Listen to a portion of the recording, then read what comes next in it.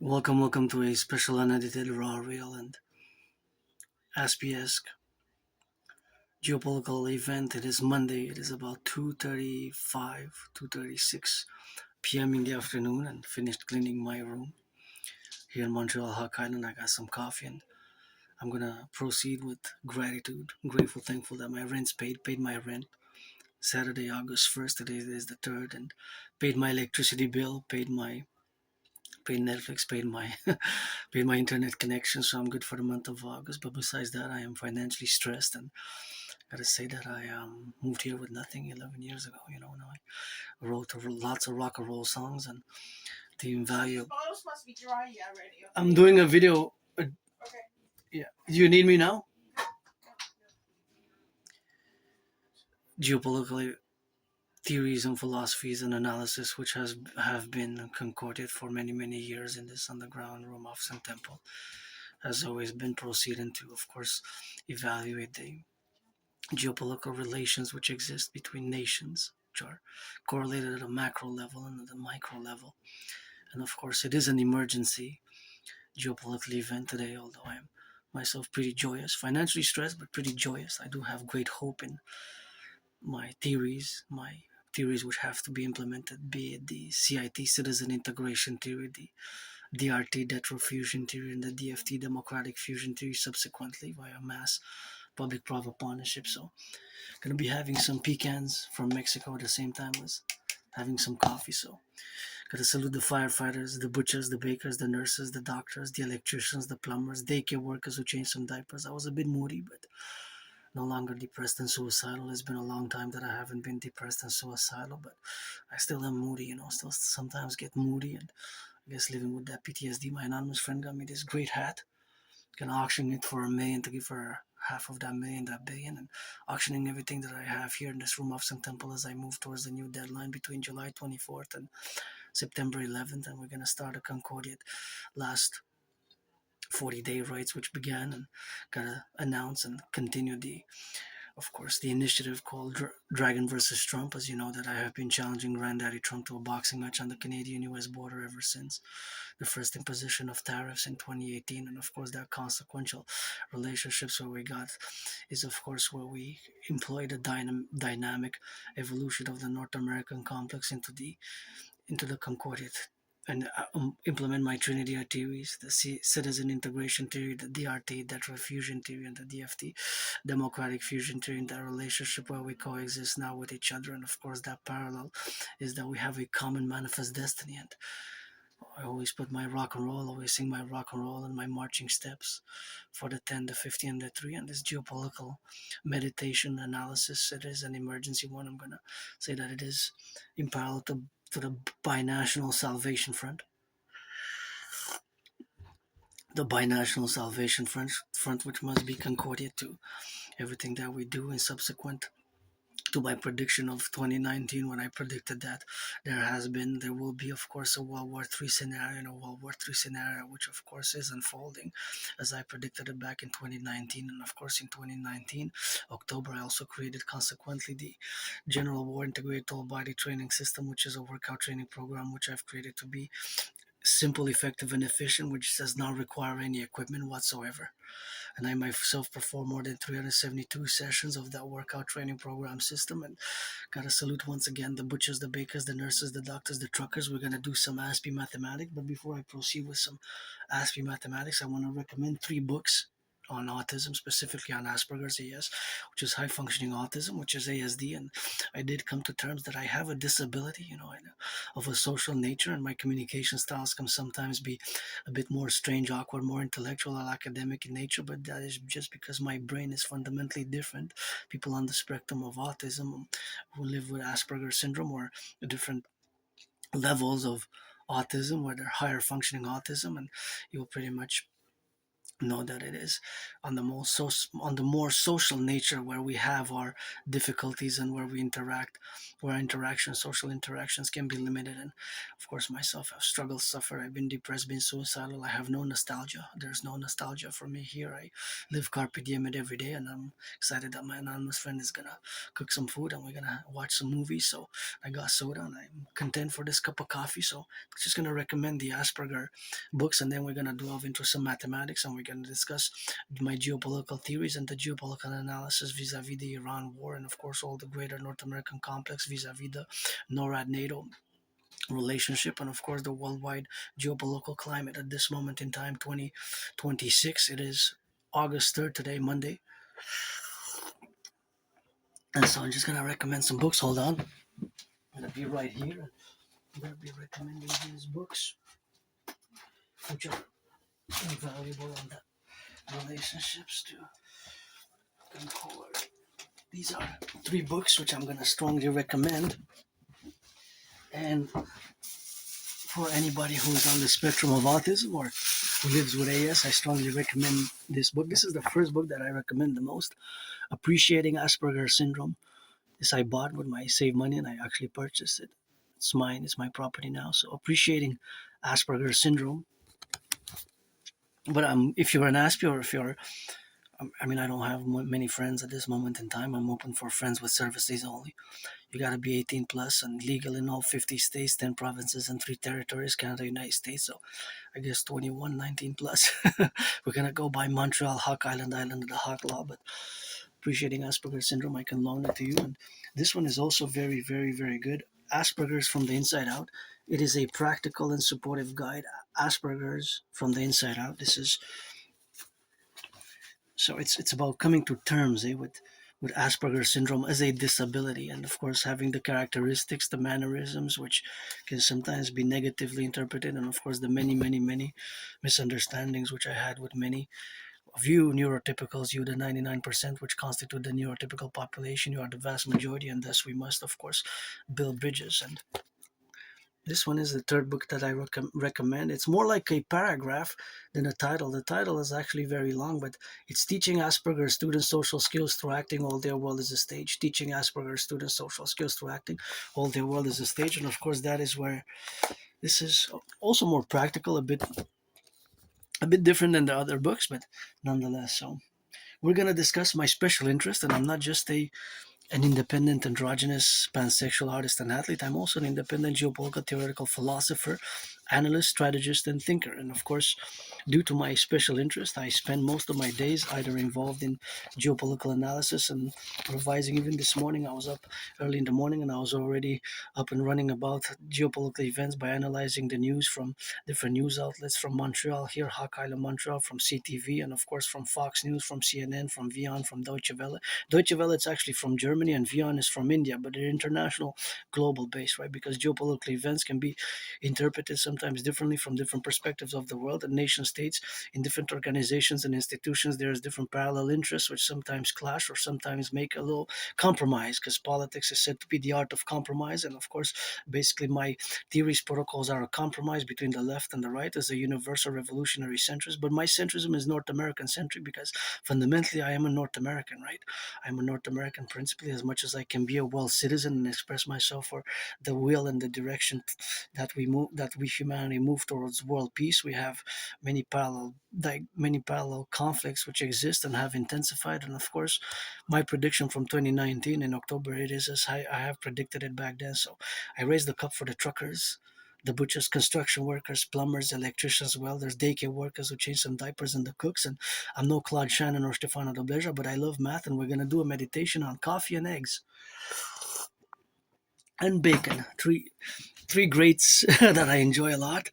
I can actually have eggs, bacon and eggs every day, to be honest, every day. But I know I'm limited financially, right? I'm $10,000 in debt. I don't regret having that debt because it enabled me in 2017 to cross Canada coast to coast with my anonymous friend. And this August is going to be 9 years. I got the tickets here somewhere. I'm auctioning them for $1 million in 9 years, 2017. That's the year that got me out of depression. Several years before that, I was depressed and suicidal. I almost ended my life here. I was pretty.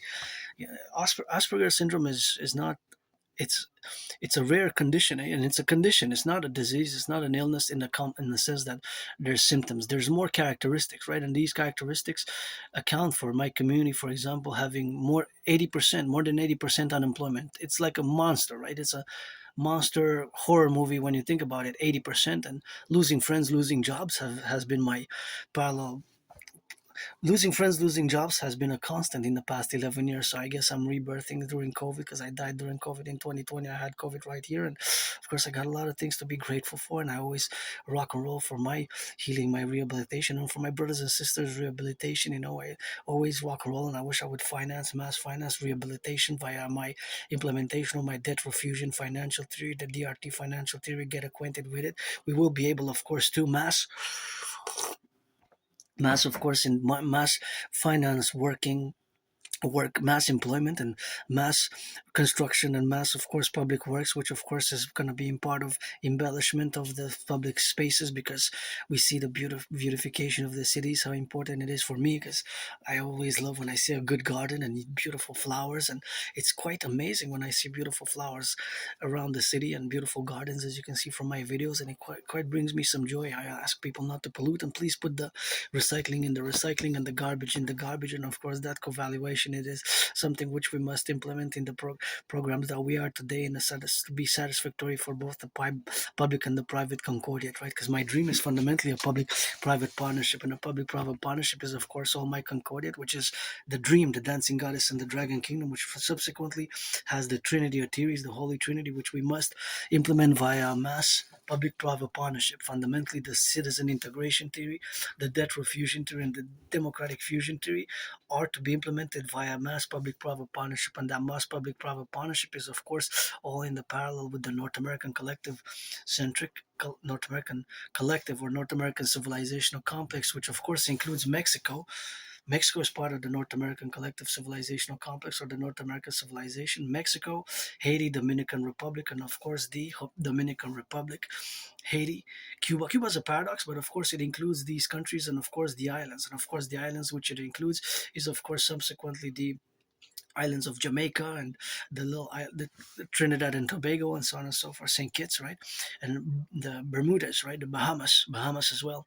So, but Canada, United States, we have what I call the common manifest destiny between Canada and the United States. So although it's a Dragon versus Trump event, I'm going to be showing off the gloves before I proceed in doing some mathematics, because these gloves, maybe I'll just show one glove. These gloves were donated, of course. These gloves were donated. I got one. Actually, they were gifted. Gifted from my anonymous friend. We have now the location of that relationship. I'm looking for the other glove. Where's the other glove? Oh, I'm missing a glove. Gotta have the pair somewhere here. Where is it, the pair? I'm missing the pair. Oh, there it is. There is the pair. I was wondering where it is, and that's what it is, of course, in the consequence, and of course that is the consequential. I got these in 2018 by an anonymous friend. If I make a million, a billion, and I give her half, and these are the gloves. It's been more than 7 years that I have them. I'm auctioning them now, maybe 7 million, and my train worked out a lot in them already. And I started challenging Donald Trump in 2018 when Donald Trump imposed tariffs on Canadian aluminum and steel for the first time. And before I proceed in doing some math, Granddaddy Trump, it is no way to invite Canada to the Union, what's called admission to the Union in such a matter. Because this Canadian was born in the United States 3 times post 1776. I do believe in reincarnations, and I was once a woman, twice a man. So I served in the United States Armed Forces 156 years apart. Those two wars, they were 156 years apart, but it was the same United States Army. You got to read George Patton Through a Dark Glassy and Through a Dark Glass, Through a Glass Darkly. That's one of my favorite poems, which is, of course, from from George Patton. And of course, George Patton wrote one of my favorite poems, and of course, that is one of them. So, of course, George Patton is one of the greatest generals ever of the United States, in the United States military history and history generally of the world. If some might argue of the 20th century, specifically of the 20th century, because warfare changed and war dynamics change and still change, and a lot of it changes has, but there's still some basics. But that's one of my favorite poems, Through a Glass Darkly, George Patton, Through a Glass Darkly. But he doesn't mention his female women reincarnation, as I was born a woman, a man in past lives. From ancient Egypt, I was the priestess, as I was the priestess of the goddess. The poet, the great WW3, Lycurgus, priestess Pythia, and I was the wife of George Patton, and he was my wife. So we were husband and wife and husband throughout the past 3,500 years. So that is, if you believe in reincarnations, which George Patton did believe in reincarnation. So cheers for the our brothers and sisters in uniform, which we have to concord with the creation of the Dragon Army, aka officially the Imperial SSSD, Legion Security Service and Surveillance and Defense, the Dragon Army SSSD, right? Concorded for the total North American collective regeneration and rebuilding of the North American inner urban cities, aka the ghettos, and financing food, housing, and transport, and rehabilitation of our brothers and sisters who also lost their liberty and freedom, because freedom is important, and that's how we rock and roll it. That's how we rock and roll it 24/7 for the firefighters, the butchers, the bakers, the nurses, the electricians, the plumbers, the train conductors, all those involved in the production, distribution of food, and all those who are now on the trains and changing diapers in the daycares, and those on the cranes, and the warehouse workers, dock workers, operators, those in the fast food, and of course those flipping some hamburgers, cheeseburgers, and those in the food banks, doing some charitable work in the food banks, which I myself, of course, have received. Food security is super important to have food security. It permits, enables us to do many of the things we are engaged to do on a daily basis. But for my community, Aspies, there's a high unemployment level. That's 80%. Think about that. 80%. 4 out of 5 Aspies. I have to note and make mention that there is some improvement. There has been some progress, but the progress is about between 7 to 11%. Because in the 90s, there has been, of course, there was even higher. The numbers were even higher statistically. The percentage of unemployed Aspies in the 90s and early 2000s was even higher than 90%. So there has been some improvement, but it took more than 25 years. So there's still a lot of progress to be made in autistic and Aspie employment and employment. So hire Aspies, and not all Aspies are good at computer science, eh? Not all Aspies are computer science geniuses. I'm just beginning this year. I know a little bit about HTTPS. What is that? And hardware, software, gears, translation, routers, modems. Which one connects with the outside internet, the router or the modem? Which one connects with the internet service provider? Because you have to have an internet service provider. Which one connects with the modem or the router? I guess I could start with that question. But back now, before I go into geopolitics, I gotta salute my fellow Aspies. And again, if I make a million, I wish I could buy my anonymous friend a house. Hey, right.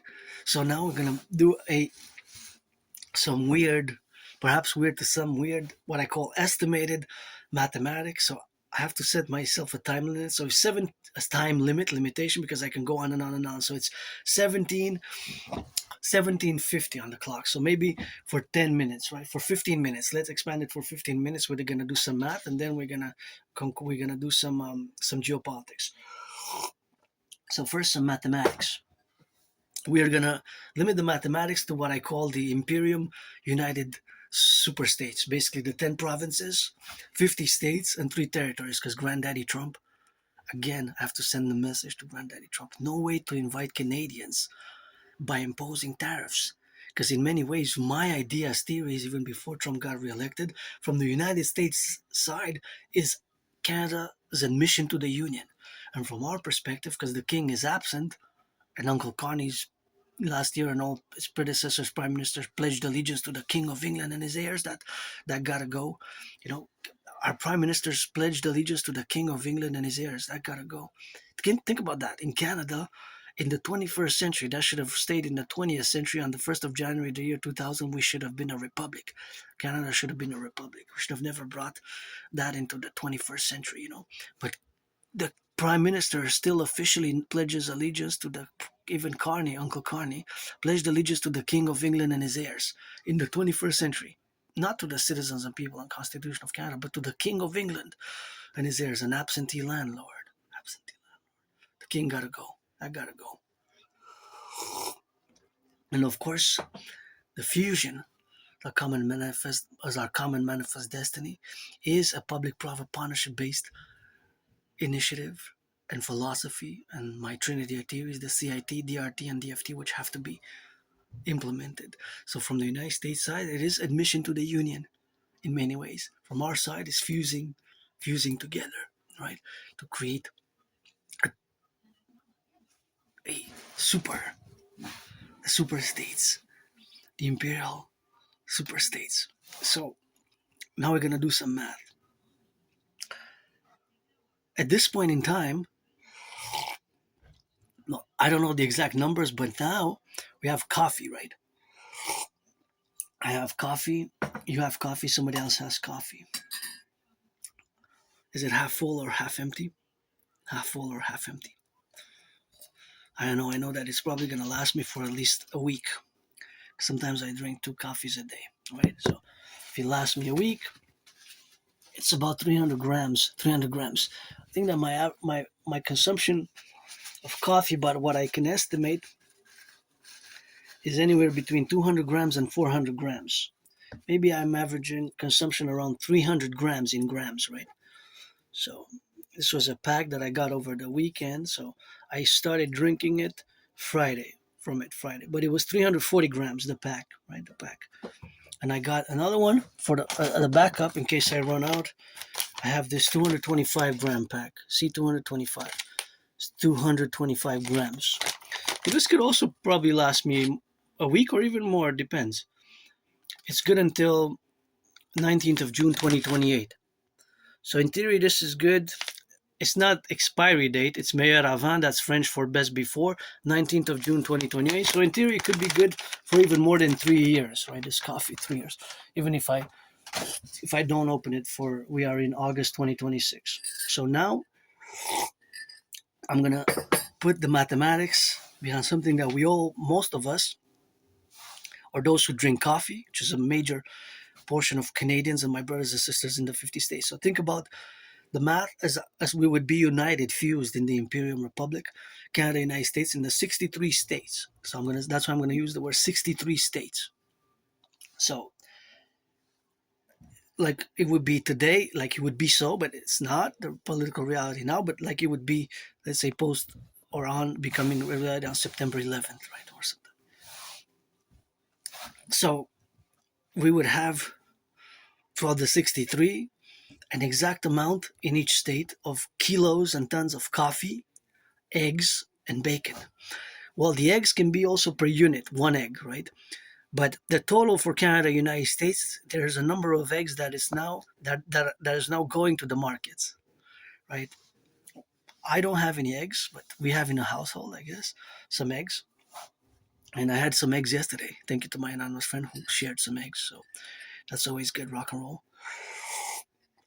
So somebody's eating some eggs now in the restaurants, right? Somebody's breaking some eggs, making an omelet, using the eggs to make whatever, baking as well. So every minute there's a minus and a plus. Actually, we can even parallel it to the super mathematics dynamic that it's every second, right? Every second there's a probability, since it's day, and we do have the time zones as well, because on the East Coast we gotta subtract 3 hours, right? So this is the math that is related to my special that's going. So this type of math is always going on in my brain.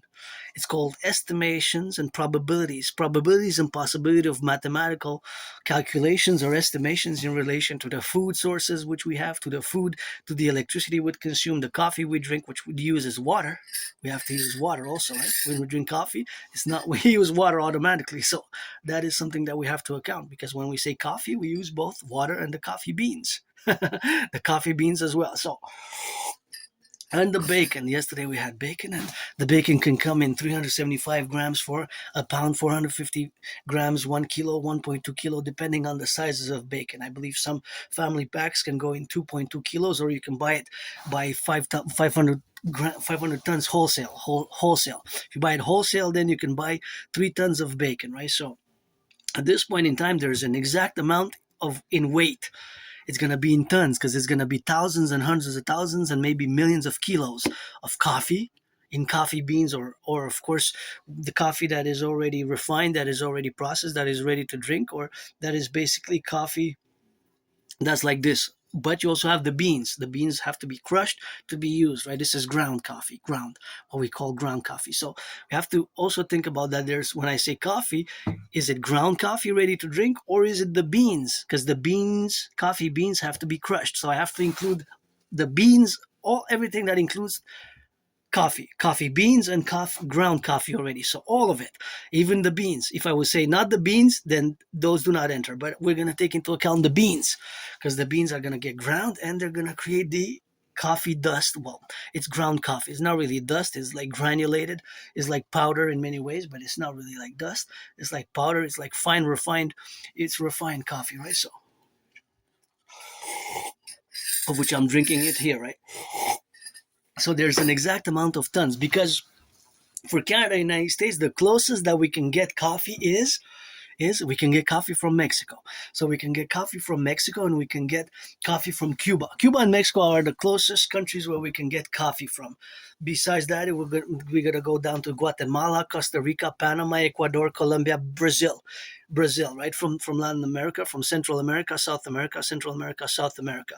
So from those countries we can get coffee, but we can also get coffee from Mexico. Coffee from Mexico, I had it a few weeks ago in one of my videos and somebody donated his pouches. It is very good, but I wonder if Mexico can actually provide us all the coffee needs. Can Mexico actually export to Canada, United States, so that we cover, so we don't have to import from any other country? That's an open question. In theory, yes. In practice, can Mexico? That would be a business and financial and in terms of geopolitical question. Let's say if we can buy all coffee from Mexico, all our coffee needs for all the stores in Canada, United States that sell coffee, can it be sourced from Mexico only?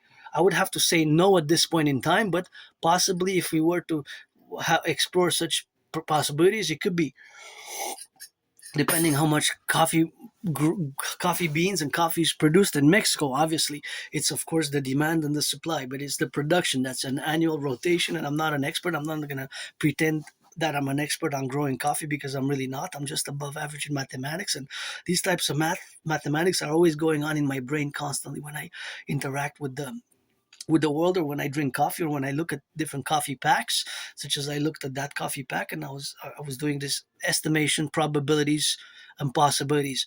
Is the news? I'm just gonna go listen to the news. I'll be back. I'm usually don't pause. I'm just gonna. It's 3 o'clock, so I'm just gonna.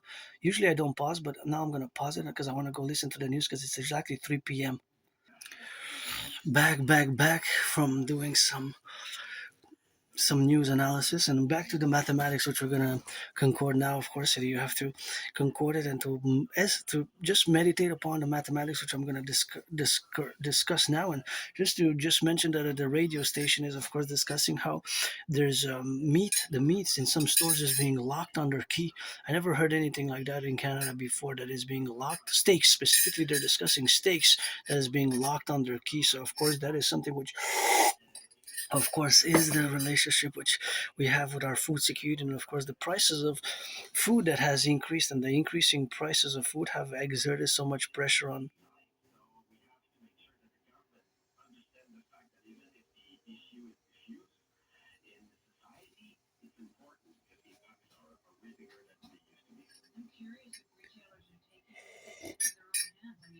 And so of course back to the mathematics, as I had said it, but I said that I will discuss, which is in relation with the coffee and the eggs and the bacon. But just want to eat a few of these pecans. Actually, I won't. I'm just going to take a few. But, mm,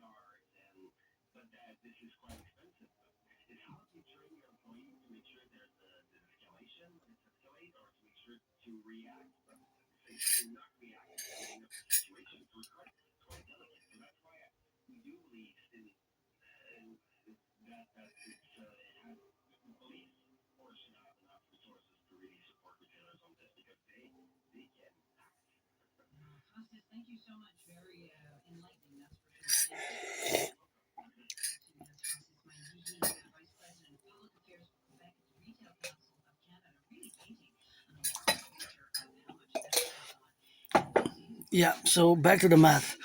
So we're gonna discuss, meditate upon the estimated probabilities and possibilities of the mathematics thereof. So there's an exact amount of coffee at this point in time. Now, in Canada, United States, joint across the 50 states, 10 provinces, and 3 territories. Of course, there's a minus and a plus. What is the minus? The minus is the coffee that's being consumed, right? Or bought, purchased. Because, well, there's a bit of a distinction. But let's say because you have the markets, you have the different stores that provide sell coffee, which are many different brands of coffee. So many, how many different brands of coffee are there in both Canada and United States? 156, 718, 333, 418, 156, 1,344. Could be many brands of coffee, and there could be just some corporations that own the other brands as well, right? So, and there's also the amount of eggs. There's the amount in numbers, maybe 93,480,000 or 444,988 or 1,890,000 across Canada and United States. And that's all, they can also be converted into the weight. Let's say 1,180 tons. 1 ton is 1,000 kilos. 1,000 kilos is 1 ton. A ton is 1,000 kilos. So you have the weight, the volume, and the weight, which for the coffee could be in tons. Tons of coffee, right? It could be that the number is 156,444 tons. Point, because you have to have the decimal point 718, and that 718 would be kilos, because 1,000 kilos is 1 ton. So if it's tons and then there's a point 718, that's the amount of kilos. And there could be 718, 418, 718, 418 after the number, right? Because the 418 would be grams, because 1,000 grams equals a kilo. 1,000 grams, 1,000 grams equals 1 kg. 1,000 kgs equals 1 ton. So you have tons, kilos, and grams. Tons, kilos, and grams, right? Well, because we're discussing the macro level, right? In me, I only have, me total, I have less than a kilo. Whatever is in this, maybe it's 250 plus 225. 250 plus 225, that would be 475. So I got a pound maybe of coffee, ground coffee. I got a pound of ground coffee maybe that I have here on this Monday on August 3rd in my room office and temple here. By the way, I'm auctioning those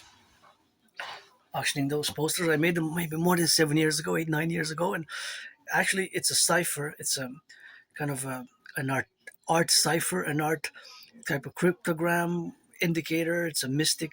It's less mystic, but more in relation to my special interest and due to my Asperger's. You can detect those three that one, and that one. Those three, specifically those ones that have those collages on them.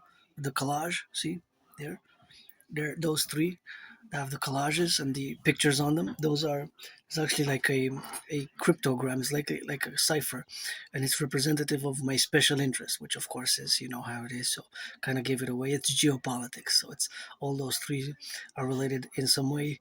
All the pictures that are there are related in some way to the field of geopolitics, which is my special interest. And again, I'm not just an independent androgynous pansexual Aspie artist and athlete, but an independent geopolitical theoretical analyst, theorist, strategist, and thinker who loves math. Although I'm no Clark Shannon or Stefano Roberta, we're going to continue with math. So for 7 more minutes, maybe 6. So math is everywhere. Now, the amount of bacon is also in tons, right? Total amount of bacon that we have That's on the market because now bacon is being produced because somebody, the pig pork is being processed to become to get the bacon strips, right? Because it comes from pork. So myself, I had some bacon yesterday. It was really good, really good. It was good. Thank you. It was donated. Half of a bacon piece was donated, so that was great. So that was the requisite, the requisite, which was my thanks for providing it to me for the food security. So my anonymous friend contributed some eggs, and some uh, some salad. So we had a good movie night for Sunday, which is great. So there's a certain amount of bacon now on the market and in people's fridges as well. And just like coffee and eggs are in where eggs, it could be in the fridge or it could be outside in the household of individual citizens, right? Like I have a certain amount of coffee. I don't have any eggs. I have I do have some food, actually food that could last me for at least 40 days as I develop, my going back to 2019 when I predicted that there was going to be an international conflagration. I always predicted that that international conflagration was consequently going to be in the case of a World War III scenario, which is unfolding as I predicted it, especially in the past year since Russia and Ukraine escalation and post October 7, definitely with the new Iranian conflict. And as I'm going to just interject a little bit on the Iranian conflict, as I discussed it for months, that China and Russia have the twin geopolitical interests to support Iran as much as they can because of the twins, Ukraine for Russia and Taiwan for China. So that has to be a relationship in the geopolitical strategies which we must formulate in the Concordat vis-a-vis the Genesis 33 protocol, which must be subsequently revived and reanalyzed and implemented in the Imperium and beyond for the NORAD-NATO complex back to mathematics. There's a certain amount of eggs that are eaten now. Somebody's having an egg sandwich or omelets and bacon. Somebody's having some bacon in the fast food. So if we do the meditation, all the bacon and the eggs and the coffee that exists, we have to take the individual citizen household, the restaurants, and the markets, the supermarkets, the Walmarts. Here we have Maxi, Super C, blah blahs, but actually Metro and Super C are the same. Super C belongs is owned by Metro, just like Loblaws is owned and Maxi is owned by Loblaws. So I laugh sometimes because I discuss in the past years with my fellow citizens, and I remember people telling me, "Oh, I don't never go to Maxi or I never go to Super C. I only go to Metro. I never go to Super C." But actually, Super C is owned by Metro, and just like Maxi is owned by Loblaws. So I was laughing and smiling. So I said, "But but you know that you're actually going to the same place." And they said, "How so?" Some didn't know, some knew, some say, "I know, really, I know that they're owned by the same company," but some didn't know. So even in Canada, we have a sort of an illusion of the greater choice because in Canada we have three main big grocers that own more than like three-quarters of all the grocery stores. The major grocery stores are pretty much owned by three big corporations in Canada: Empire, and of course we have Loblaws, and we have Metro Inc., and subsequently others of them, which are of course Loblaws and Empire, and of course Metro. So that is just the reality, of course, what we have, of course, to meditate upon our food security and food sources and whatever we import, right? Because we also import food. But in terms of bacon, we homegrown it, right? We have bacon in Canada. We grow up poultry, pork industry, our pork industry, right? Pork comes from the bacon. Of course, there is bacon that is vegan as well. Some people make imitation bacon. I'm pretty sure that we can search, but I'm not discussing about that type of bacon. But of course, the only thing we really import is coffee because eggs we have, right? Eggs we have. So the only imported item is coffee because coffee we don't grow it. So how much is being imported right now? Because there's trucks going to their pinpoint delivering the goods. They are entering Montreal, the island of the hockey, the second most populated city in Montreal. There's trucks entering with XYZ amounts. There's on the highways, thank you to the workers who build the highways and on the bridges who are now transporting tons and tons.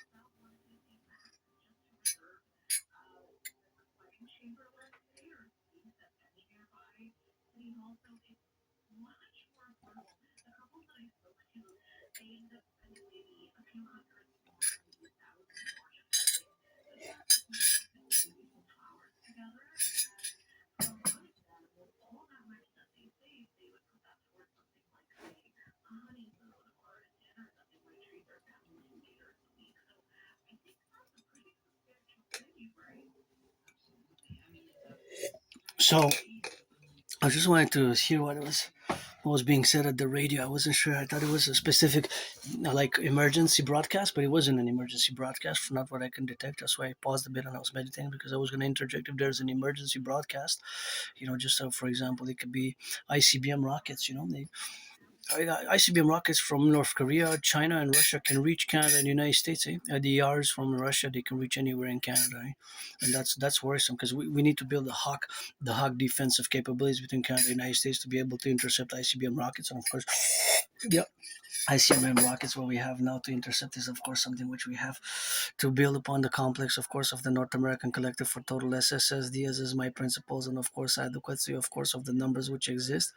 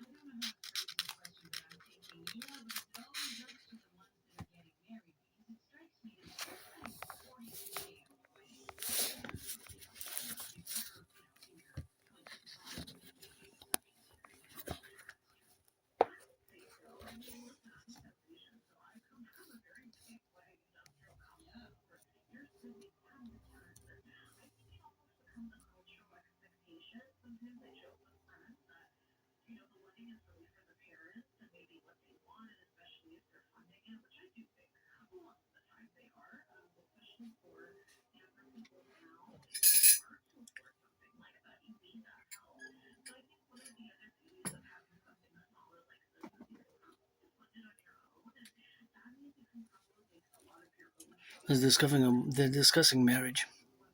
I never attended a marriage. I never attended a marriage. Never. For my recent memory, because my memory is good, but just before 2014, it gets a bit blurred and foggy, and before October, October 2013, it's like there's a blackout. Nothing that I want to go back to, no nostalgia here. I came out of depression, as I discuss in my videos. I made a lot of progress over the past years, and of course, now we're gonna join my joy of mathematics. So at this point in time, there's an exact amount of tons of coffee and bacon and eggs across both Canada and the United States. Of course, however we define the parameters of the location, whether in the households, what the citizens are that are having the bacon, the eggs, or the bacon and eggs that exist in the supermarkets, and of course the bacon and eggs that exist in people's households, and along with the coffee, bacon and eggs.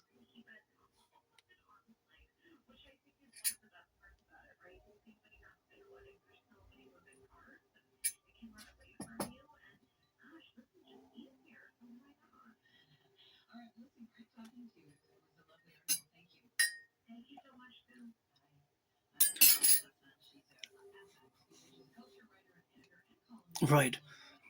So there's also a plus and a minus, because if we are to exclude the producers, so the farms, and we are to only calculate or put a parameter of calculation for the volume, the weight, and the amount of coffee, bacon, and eggs that exists across both Canada and the United States, it is a definite number, but that number fluctuates, right? That number fluctuates. And of course, it is interesting that, of course, it is a number that would exclude the ones that are being produced, but then the one that's being transported is in between, right? Because if it reaches the point of destination of the supermarkets from the truck, if it's being when it's being discharged, once it's in the stores, then it will be included in the numbers. So see how it can get a bit more complex in the calculations which we do. But because of course eggs can be taken from the chickens now, right, and put on the in the boxes, the proper egg containers, the containers that contain eggs, right? Boxes, container boxes. and those who, once they reach the market, they will be included in the market, just like the bacon. Bacon is being processed now, right? The slaughterhouses. So we can define by certain parameters. So we can go a little bit more complex. However, for the coffee in both Canada and United States, we do not grow coffee, neither in Canada nor the U.S. So all the coffee that comes into Canada and the United States would have to be by the airports. If it's by plane, most likely it is by boat, right? By the ports, containers, or by train or van or truck from Mexico, by trains from Mexico on the trains, by vans or by trucks. So it will, and the one that's being bought or the consumer have it, it will be like a plus and minus relationship, right? Because there's an amount that is consumed, so that would go out from the total volume. So the total volume for the coffee, the eggs, and the bacon will be always a plus and a minus in sequences of time. So in a minute, in 5 minutes, in an hour, it'll always be minus and plus, an amount of grams, an amount of kilos, an amount of pounds, an amount of pounds, minus and plus. Minus 600 pounds for the coffee because people are drinking it coast to coast, ocean to ocean, right? Minus, people are eating some eggs now. The eggs are being broken, so that's maybe a few pounds or a few eggs. 93 eggs in the next minute. Maybe 93 eggs are being eaten at the next minute. And so with the amount of bacon as well, maybe a few slices of bacon, maybe 718 grams or 718 kilos of bacon are going to be eaten in the next hour. 718 across the 50 states, 10 provinces, 3 territories. Of course, this is at the macro level. Yesterday or today, I have a certain amount of coffee, right? I have a few grams of coffee that I used. Thank you, my anonymous friend, for this filter. So I put about 3 scoops. I'm not sure how many grams there are there. Maybe there are 15, 20, 25 grams, 44 grams. No, I doubt. Well, I think it's less than 44 grams. It's maybe 25 grams there, 20, 25 grams of coffee. So I put the coffee in the filter, and of course I pour water. I use this little filter. It's really good, makes really good coffee. It's a little filter. And so I just want to show some other mathematics before I go into geopolitics. So here's an interesting math here that I was doing the other day at the when I was at the food bank, and I engaged with somebody who also knew mathematics, also did math. We did some math together, so that was fun. And the person might be on the spectrum of autism as well. Is gonna get some diagnosis in October. In October, so interesting. See here that actually this 160 calories. It's per 375 milliliters, right? And per 375 milliliters, that's like a can, has 44 grams of sugar.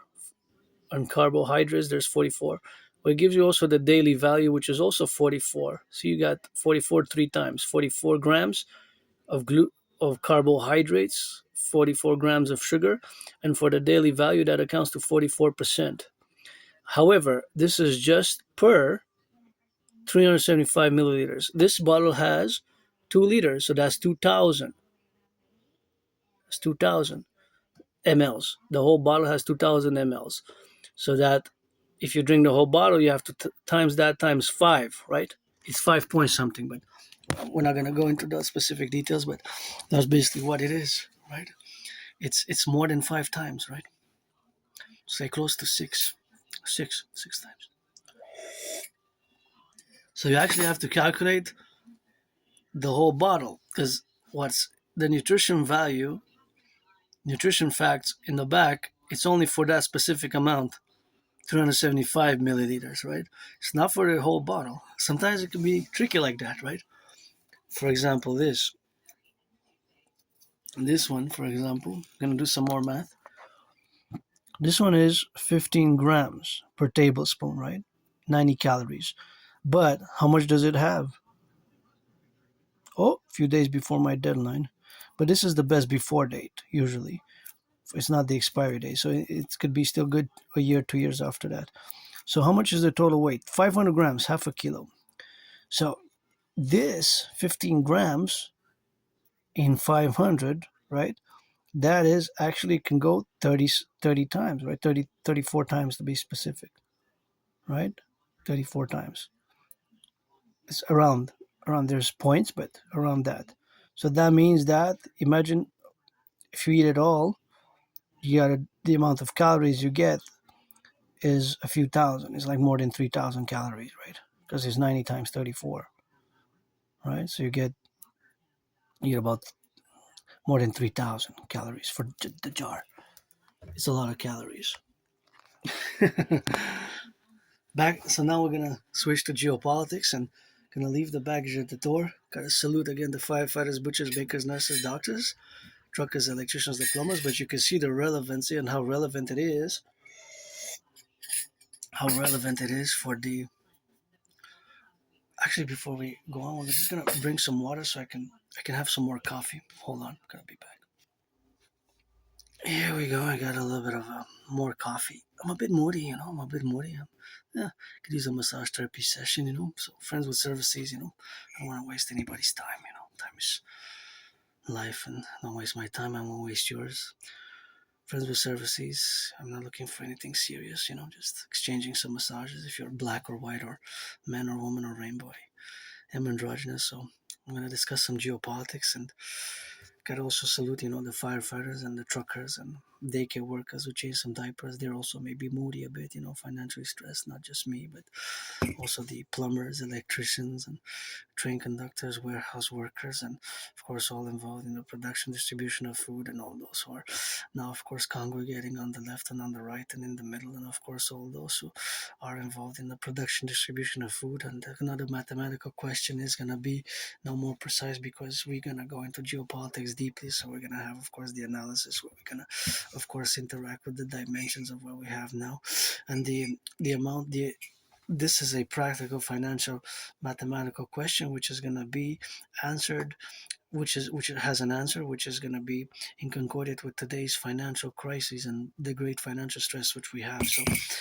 if you go in a store, if you have to choose the more affordable coffee that you can purchase on the market, which one are you going to choose between the three packs? And of course, one pack has 454 grams. It is 9.99. Another pack has 300 grams. That's 5.99. 300 grams, 5.99.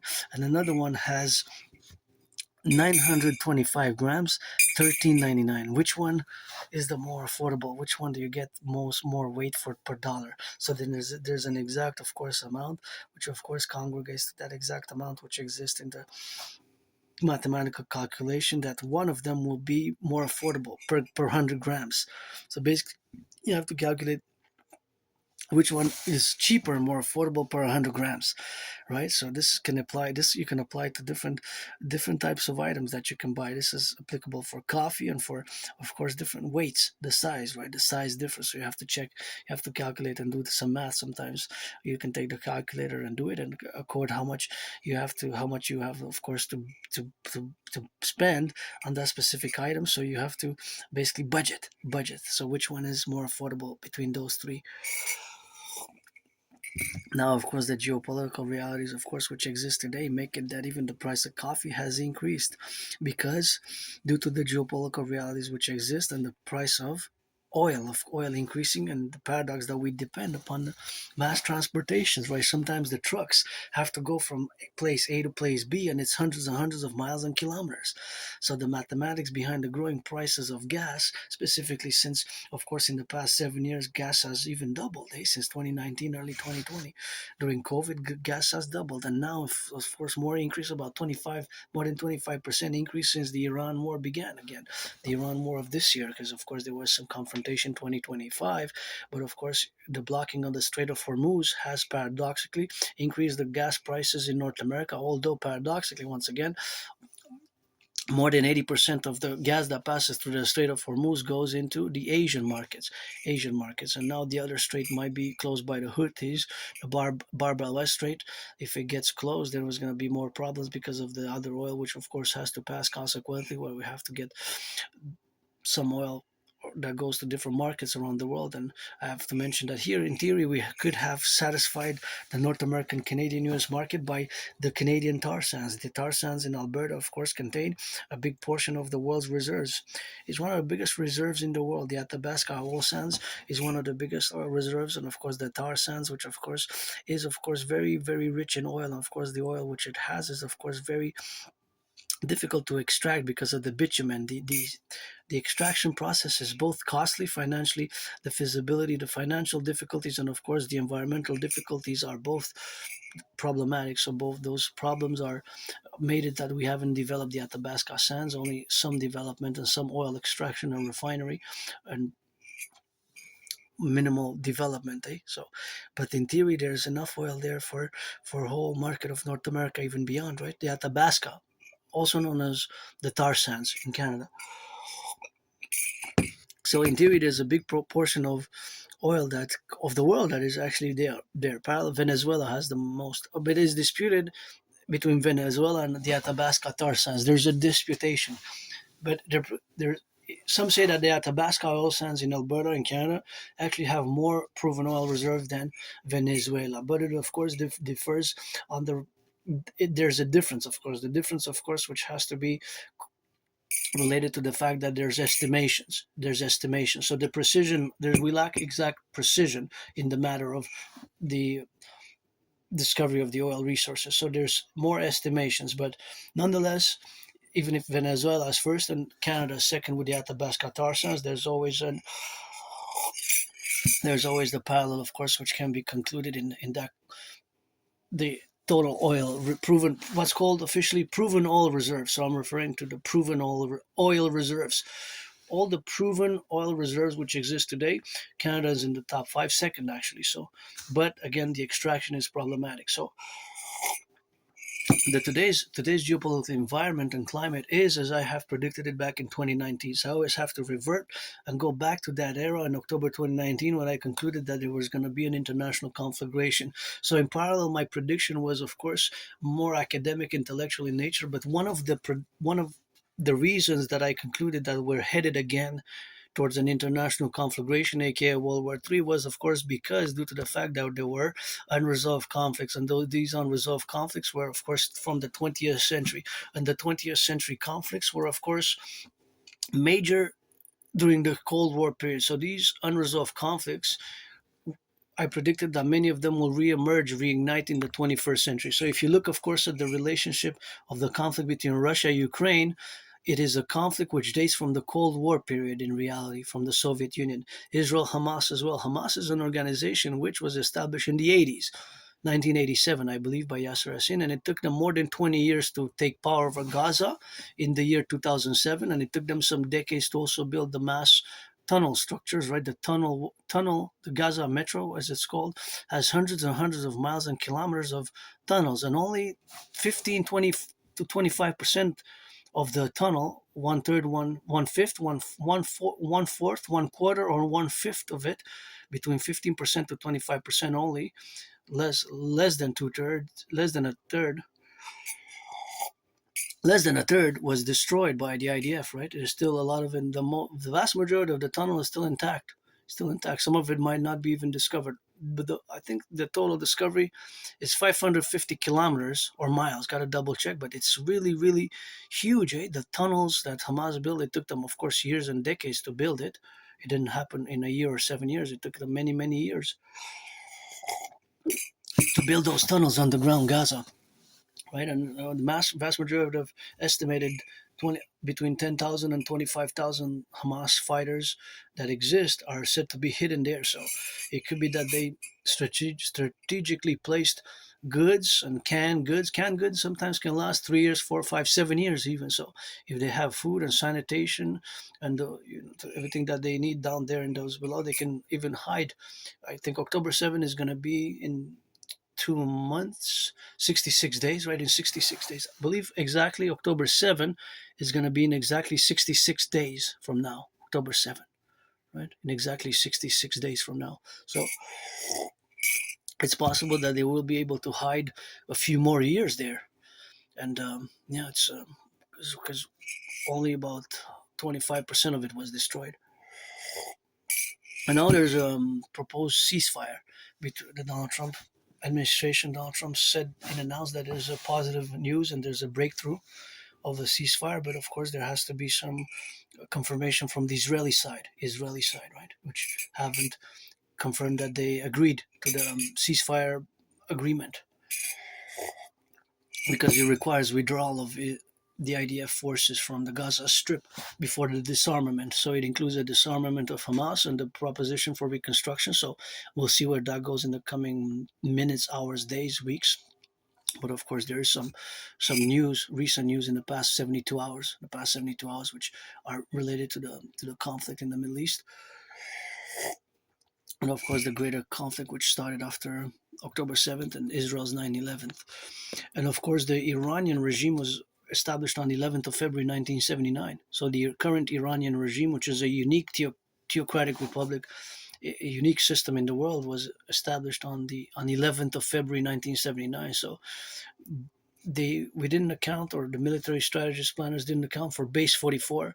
And if you see my videos, that I have videos from for about 3 years ago, that I mentioned that base, and even before the war I mentioned that that base can be problematic if there's a conflict with Iran. It's called base 44, but actually in Iranian Persian, it's called Aruz 44. It relates to an eagle, right? It's called Eagle 44, and the number 44 is for the anniversary of the successful Iranian Revolution in 2023, 11th of February, when they actually opened that base, which is underground in the mountains, so it cannot be destroyed from above from bombardments.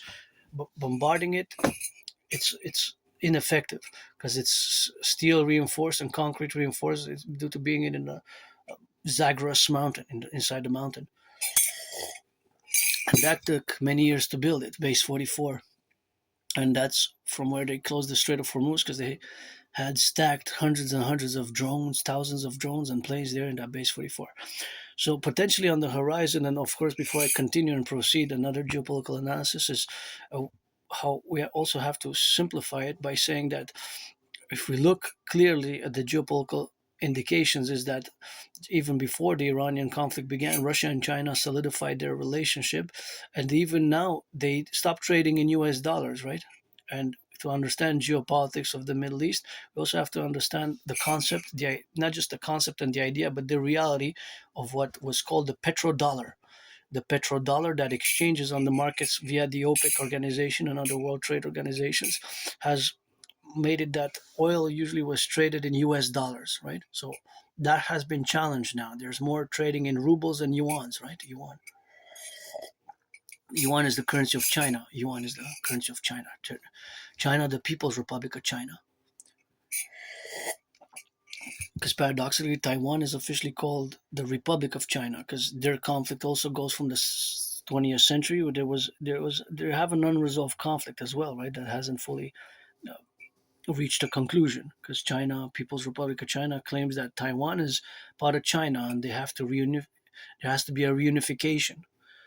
Their official policy of the Communist Party of China is that Taiwan has to reunify with the People's Republic of China.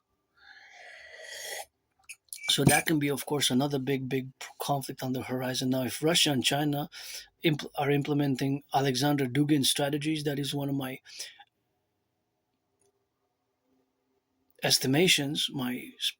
It's an estimation. It's a hint. It's a hint. It's a kind of.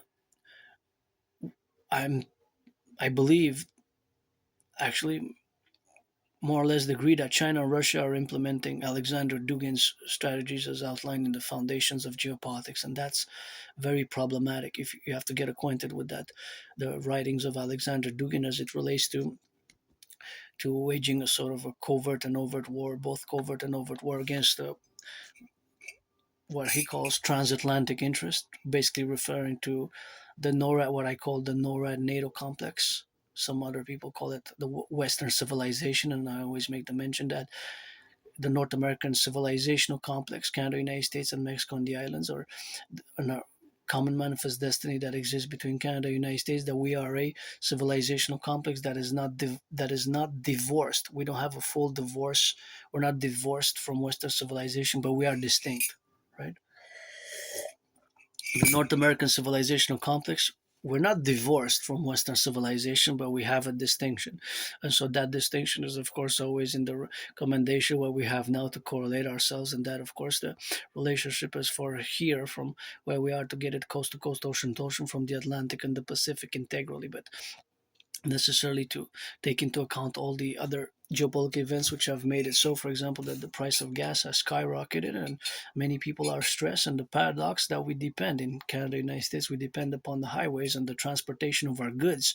Sometimes to reach us, travel thousands of kilometers and thousands of miles, and many of it, much of it, because you have to go inland or you have to travel from the airports to the big cities, right? Airports are coast to coast. To the Atlantic is the east coast of North America is the Atlantic, and the west coast is the Pacific Ocean, Pacific and the Atlantic, right, to the east and to the west. And to go internally, even inside Canada, inside the US, there can be long distances, sometimes hundreds of thousands of miles and kilometers. So most 95% of the cars in both Canada and the United States still need gas.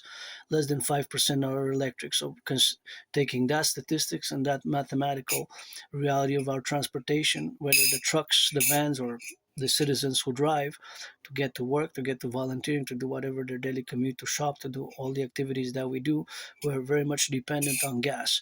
And the fact that gas has increased to such an amount, it's more than double in the past 7 years, while salaries have stagnated, right? Not many salaries, the overall salaries haven't doubled. And even if you look at the fast food prices, right? Even at the fast food prices, they have increased tremendously. It's linked to the gas because sometimes they can have to travel hundreds of miles and hundreds of kilometers for those McDonald's trucks, the Wendy's trucks, the Burger King trucks, all the big fast food. I'm just going to say a few. And Burger King, McDonald's, Wendy's, Harvey's, right? A&W. I'm just going to name five. A&W, McDonald's, Harvey's, Wendy's, and Burger King. Burger King, A&W, McDonald's, Harvey's, and Wendy's. Wendy's, Harvey's, McDonald's, Burger King, and A&W. I'm just going to name five. Let's name a six. Which one's the sixth? I'm going to say Tim Hortons. Tim Hortons as the sixth one. The sixth, although there's not really, well, the fast food is different. There's fast food, but there's different. I could have said Subway or whatever, but so. I just said Tim Hortons. So that's the reality of the transportation systems, which have to travel a long distance, right? The distances can be long. So to reach the supply via the supply chains, it can be a very long trip for the buns, the bread, the buns, and all the things that are to. We really take so much for granted. As of course in 2023, that was my thesis of civilization. My thesis was the privilege of civilization. That was my 2023. That was my thesis. The privilege of civilization. A civilization is a privilege, really, to have hot water, running water, and even electricity. The internet as well. It's a very high-tech scientific commodity, service, more service, and there could be some commodity, but it's more of a service. How we use it and how we use it, there's different places. There's different ways. There's different ways to use the internet, right? There's people use it for XYZ activities, right? It could be for XYZ activities from A to Z, to engage, to study, to learn, to connect with strangers all across the world. And sometimes we don't realize that all the infrastructure that exists built, and many of us, very few of us actually know how actually the internet works, right? The inner workings of the internet, how the communications connect to other computers and the internet service providers, and of course telecommunications and the 5G towers and the 4G towers, and the fact that our smartphones are not just a computer but a radio, but specifically a radio transceiver, because it receives and sends and receives, both input output, right? So it's also a transceiver, a radio transceiver, not just a radio receiver. But sometimes we don't really, very few of us actually know the inner workings, all the science behind the internet, right? Just the fact that there's underground fiber optic cables, right, that function by transportation of information at the speed of light. and all the tech behind the computers and the safety and the protocols that exist for telecommunication it's really a wonder. It's really a wonder of civilization. It's really, we're living in the aeon of wonders. We're living really in the aeon of wonders. So hail the aeon of wonders. And the North American civilizational complex. Civilization is a privilege. I gotta give a shout out to Hydro Quebec. Eh? I'm using this electricity, which is zero pollution, zero energy, which is non pollutant. Of course, we build all the transmission power lines, and here just providentially we got the 63 generating power stations of Hydro Quebec built over the past 20th century for many workers and workers which have built it over the past years, which of course have to be built in that domain. More than 63, we have 63 generating power stations, and of course those are the power stations which have of course coalesced to give us the clean zero pollution energy. So thank you workers of the past and those who maintain it now, because there's lots of maintenance, maintenance, all the thousands and thousands of transmission power lines, the transmission power lines, the tens of thousands of kilometers of concrete and steel to have the highways and the railways, the trains and the highways. It's just, it's been over many decades we built all this civilizational complex. And myself, I rock and roll and I meditate upon it daily, and I constantly do these types of calculation, estimation, probabilities, and possibilities of the math, right? The mathematics behind it. So the mathematics behind it is such, of course, that it has to be on the level where we got to go correlated to the North American civilizational complex. And of course, civilizations exist in different parts of the world. But I haven't even, only 2 weeks ago, I left the island of Montreal. It's more than 7 years. I haven't left the island of Montreal in more than 7 years. So all the bridges as well got a salute. So, and our electricity, by the way, does not pollute from Hydro Quebec. The 63 generating power stations do not pollute. And of course, they are integral to, of course, functioning and sending, of course, electricity to the, of course, to send the electricity to the states, several states, of course, the several states where we have the composition, of course, to send in the North American Collective's East Coast and all the way to Manhattan Island. So salute on that, eh? Is something which we have taken for granted in that relationship, and of course that is where we are now, to be related in that relationship to our civilizational complex, which is integral to continuing the North American civilizational complex by theory, practice, and action. By theory, practice, and action, because it takes some action, eh?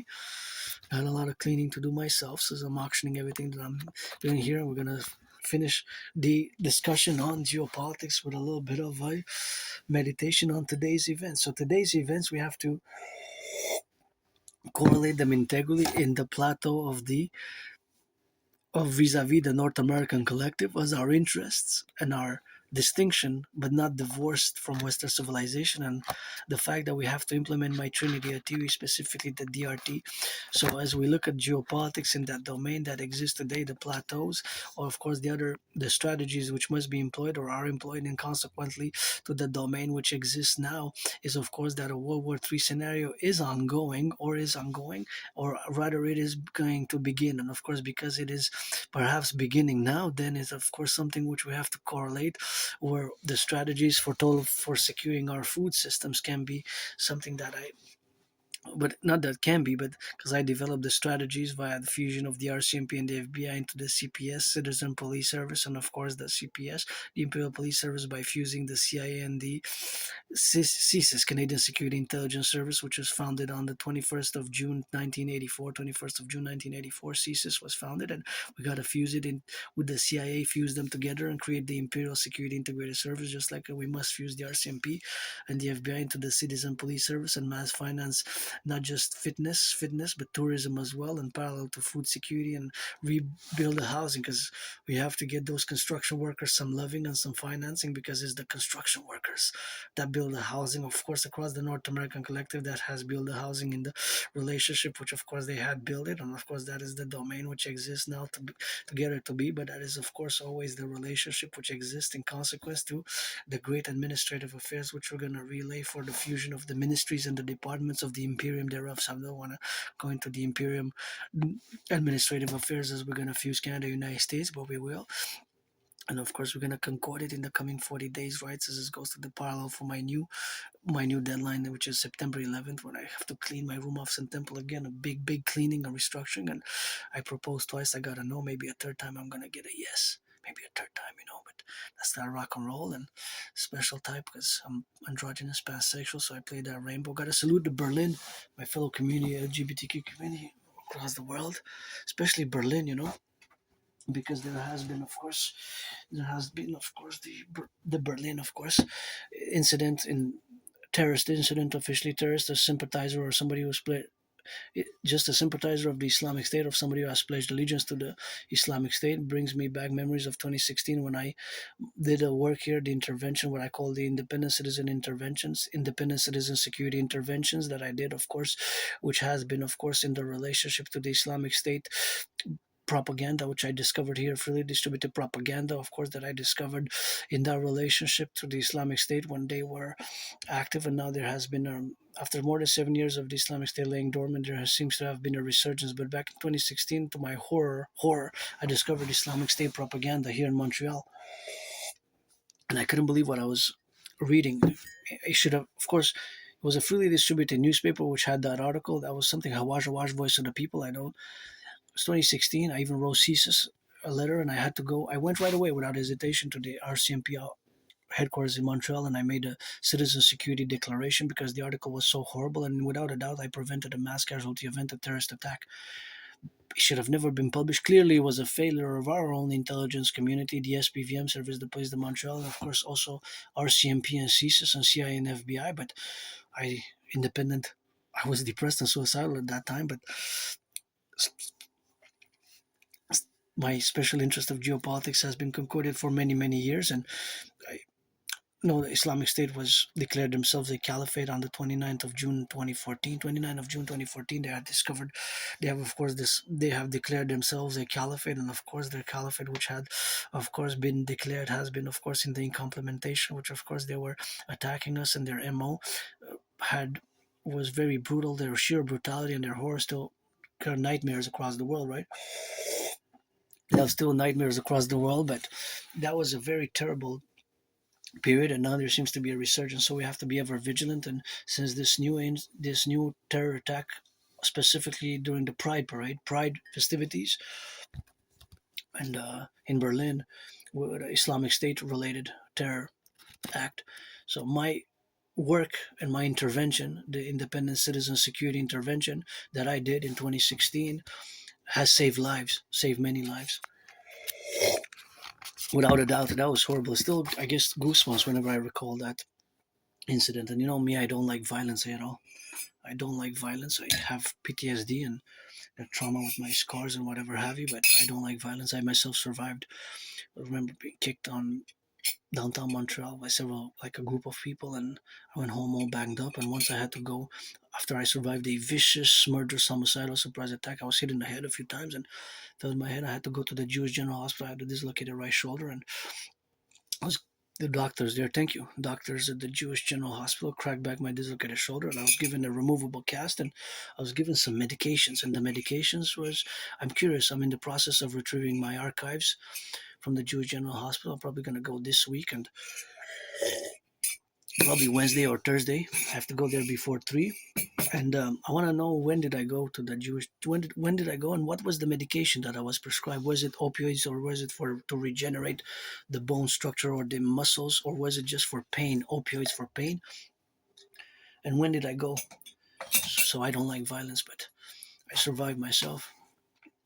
I always say I was survived for several reasons, such as to doing several independent citizens interventions along the way. And of course, that is where we are now today, in the relationship where we got to correlate ourselves in that dynamics. And of course, all that representation where we are now is that I have to discuss the geopolitical events which have concorded to my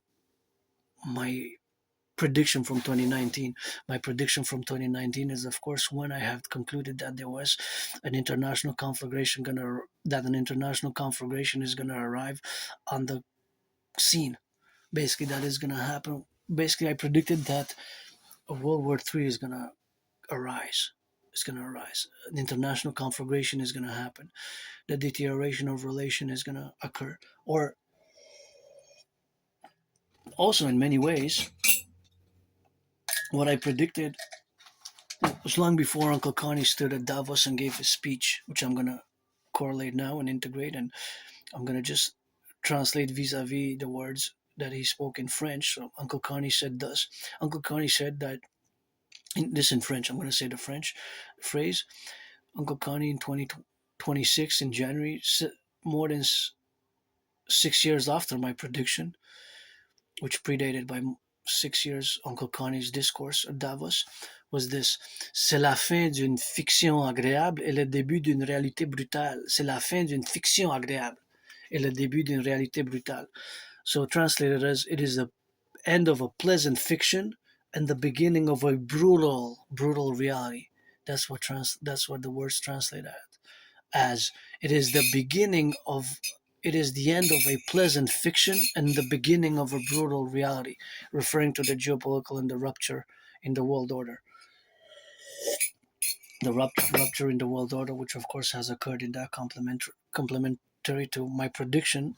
Long before Uncle Connie gave his speech at Davos, I predicted what has been happening. So again, my prediction was based on several conflicts from that were unresolved from the Cold War, which lasted about lasted many decades, from 1947 until 1991. I say almost 45 years, but I don't mind saying 46.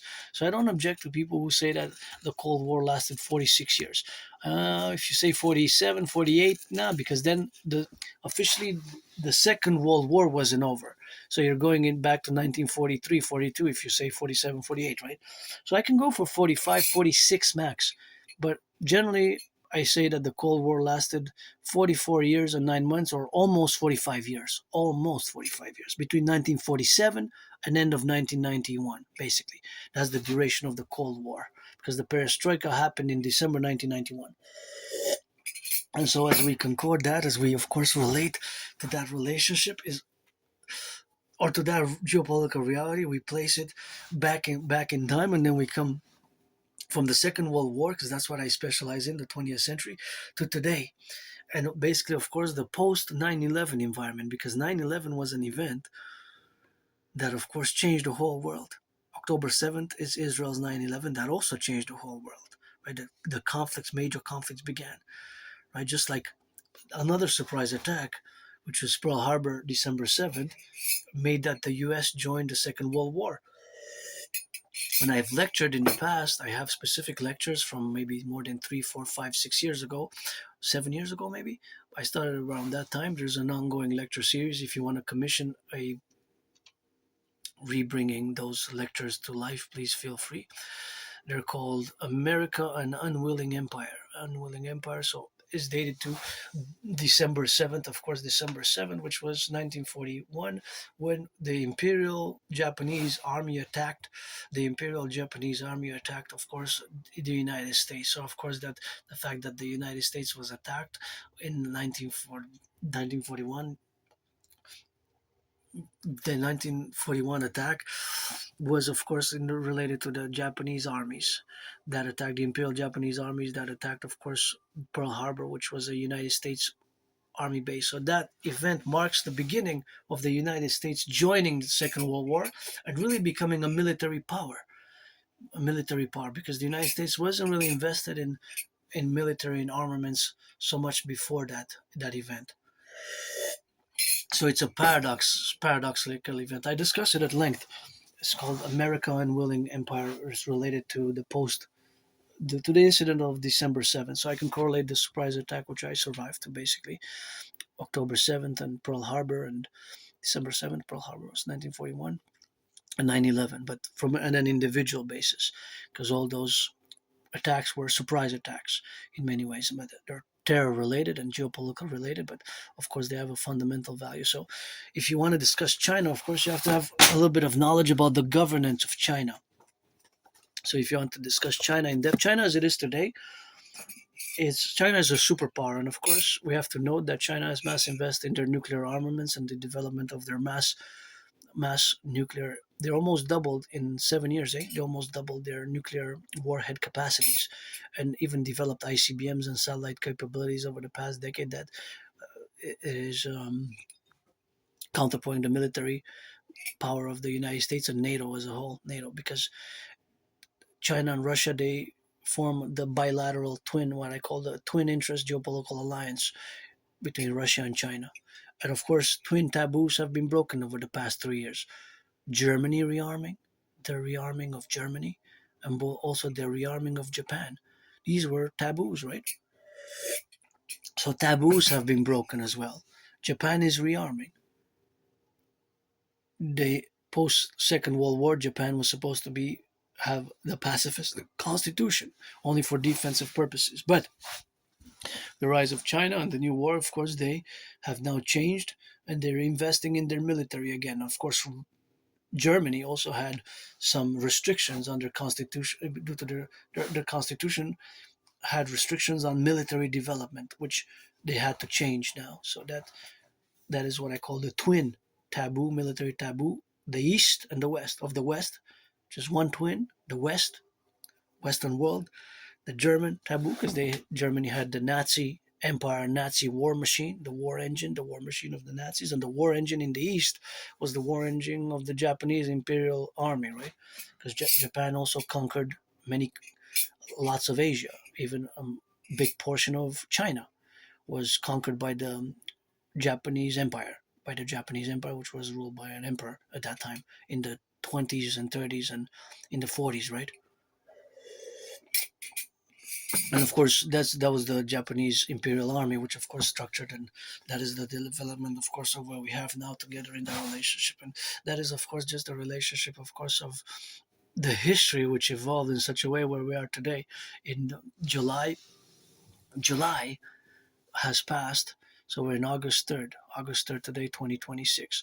But of course, if we go back to just last month, we see how many events have occurred in a parallel manner to the developments and the move towards World War III. Because, I mean, we're just beginning the month of August, and we have a deadline coming in exactly 16 days for us Canadians, which is the 19th of August, which of course is related to our economy. And whether we like it or not, more than three quarters, 75% of our economic output depends on the United States market, of course, because the paradox that our geography enables us to do the most trade with the United States because we have two oceans. To the east, we have the Atlantic. To the west, we have the Pacific. And we do have a common manifest destiny. And the king is absent. The king got to go. And that's why we have to concord and take full integration thereof. And the paradox is that Granddaddy Trump proposed, in a way, an admission to the Union, which has to be understood from the side of the U.S. admission to the Union, what it entails and what it is, and the fact, of course, of the fusion thereof of Canada and the United States into which is going to be a mass public-private partnership base and has to align with the NACWP principles, the North American Collective Workers' Party Universal Revolutionary Centrist principles thereof, and in the equation of possibly having reconciliation so that we continue the world civilization in this reality as where we wish it to be directed towards world peace. But until then, we have to take account and strategize and implement strategies in case of more conflict, which is possible. And it seems that more conflicts are starting around the world. And of course, the reality of new conflicts, and of course, even collapse of countries in South America, for example, Ecuador and other countries could potentially collapse due to financial stresses in Africa as well, because there's too much debt, not just in Canada, United States, but it's too much public debt. The debt servicing, aka interest, is really the big problem. The debt servicing, aka the interest. The debt itself is not necessarily a problem. What can be a problem is the debt servicing and the interest. That's where my debt refusion theory comes in, which can be, of course, expanded to include the Bank of International Settlements, right? The Bank of International Settlements included, of course, in the relationship of the Bank of International Settlements, what we have to be related in that administrative affairs, and of course, that is where we have to correlate ourselves with. So that is where we have the domain of the North American collective in that integral manifestation. But the realities of today's environment is that we're in a World War III mode, right? Many ways. And whatever we say, Russia and China, if they are following Alexander Dugin's strategies as outlined in Foundations of Geopolitics, then we have a big problem. And you can check back in my videos for 3 years, more than 3 years, I've been discussing of that possibility, and I believe that it's happening. So Russia and China have a vested interest by their geopolitical interest at the moment that they have to actually focus their resources, their power strategies on is to support Iran as much as they can. That, of course, Russia has Ukraine as the ongoing open war, an open conflict and warfare, an armed conflict with Ukraine, but covertly and even overtly, financially, and with means, military means, satellite capabilities, and intelligence, both Russia and China, which have solidified their relationship like never before in the history, and they openly stated that they're ended. They believe that they ended the United States hegemony. Not that they will end it, but that they officially ended. And you can see it by the BRICS and roads and the other initiatives and other alliances which they made with other countries, right? Because in reality, Russia and China, they realized that together, they don't, together, Russia and China, as the bilateral, they solidified their relationship at all levels. The fact that they even stopped using the United States dollar. Russia and China now, it's been a few months already, they stopped using the US dollar altogether. They're not using it when their trade between themselves, they're not using the US dollar anymore. As before, they used to use the US dollar, not anymore. So they're also ending the United States dollar hegemony. What's called also the petrodollar, right? Petrodollar. And they realized that with the other nation states in Asia and the Middle East and Africa and somewhat in South America, because there's a lot of influence of China, Russia, and South America, they realized that, well, they don't really need the United States, but they have the interest to support Iran because Iran now is in a conflict with the United States and Israel, of course, Israel. Now, I want to finish on potential explosive and paradoxical geopolitical event that might occur. We cannot rule it out, but it would be so powerful and unexpected in many ways. Maybe expected by some, very few. If Israel attacks Turkey because of preemptive strike doctrine, or the newly outlined kill first doctrine as a defense security strategy, is outlined by the Netanyahu government. Kill first strategy, a defense security policy. I think they announced it about 6 weeks ago, 5 or 6 weeks ago, a few weeks ago. So it was announced that they have a kill first strategy, security doctrine. So Turkey's part of NATO since the 1950s. Then Article 5 would have to be invoked. As you know, before October 7th, I was calling for my project Genesis 33. Genesis 33, yes, it's related to the biblical verses in the Bible, but it's more geopolitical than spiritual or mystic. It's more geopolitical than spiritual or mystic in nature. It's advocating for both Israel and Mexico to join, because back then, before October 7th, there was only 31 countries in NATO. Now Sweden joined last year, so there's 32 countries, nation states that are part of NATO. Sweden is the last one to join. Sweden, they joined last year. So that's why it's called Genesis 33, because Mexico and Israel would have been the 32nd and the 33 nation countries. I was advocating for Mexico and Israel to simultaneously join. Mexico and Israel to simultaneously join NATO. That's why it's called Genesis 33. But again, yeah, it's related to the Bible. So I had to put it on pause because October 7th happened, and in theory, no country has joined NATO while being in a war, in an open armed conflict, especially in a multi front war, such as Israel is engaged at the moment. So we're gonna have to see what's gonna happen with the ceasefire in Gaza, whether there's gonna be an agreement. It seems that Donald Trump and Donald Trump's administration are positive that it's gonna move forward and maybe a breakthrough. That's what it was announced 72 hours ago, but I guess it remains to be seen. So that's about it for today. Firefighters, butchers, bakers, nurses, doctors, electricians, plumbers, and welders. And feel a bit better. I was a bit moody, but feel a bit better. But I'm going to be back to doing geopolitics and mathematics, and all day after this, I got to take the garbage out. LOV, make LOV, and pledge your allegiance, legions to our family, rock and roll for the butchers, bakers, nurses, doctors.